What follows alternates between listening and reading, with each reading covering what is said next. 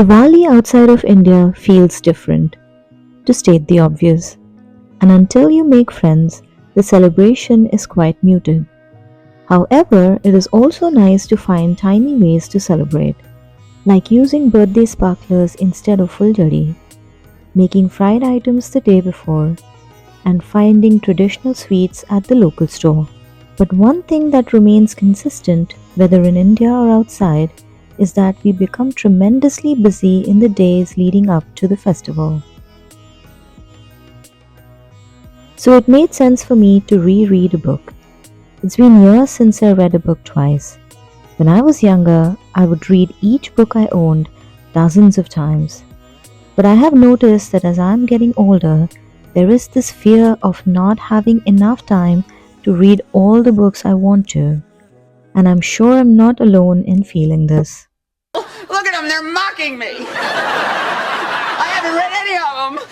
Okay, well, just pick one for now. Why bother? There's not enough time. There's too many books. There's not enough time.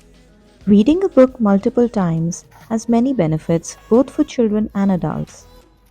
And one of the reasons is it's comfortable to know what's coming. Knowing the outcome of a story is somehow soothing. That is why most adults have some TV series that they watch again and again when stressed. In children, it improves vocabulary and comprehension. Once the gist of the story is understood, children can then focus on the words and their meanings. Repeated readings of a book can also render different meanings at different points in life. The same book is likely to have a different impact on a child, a teenager, an adult in their 20s, a middle-aged person, and so on. These are just a few of the reasons for rereading a book. So I decided to read In Custody by Anita Desai for the second time this Diwali. This book is a fictional story about a man called Deven who is a Hindi teacher in a small town in Uttar Pradesh, India. But from the very first page, it is evident that he is unhappy with how his life turned out.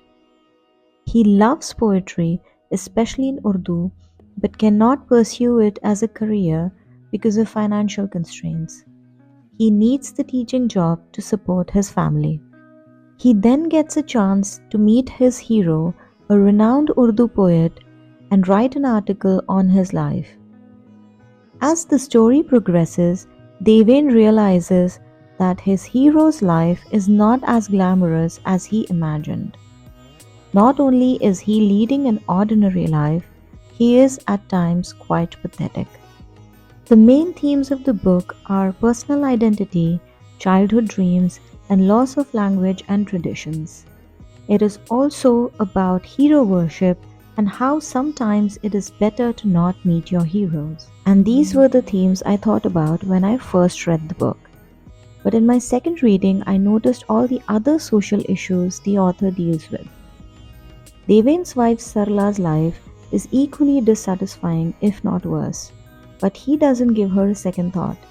He ill-treats her and her family and finds it perfectly normal to do so. Deven's relationship with his close friend Murad is also interesting. Murad often takes advantage of Deven, and the book brushes on the difference in economic class and the impact it has on someone's assertiveness. Reading this book again reminded me why it's good to read some books more than once, and I hope in the future I do not focus on my to-be-read list too much. Do you read books more than once? And what would be your recommendations? That's it for today. See you next time. Bye.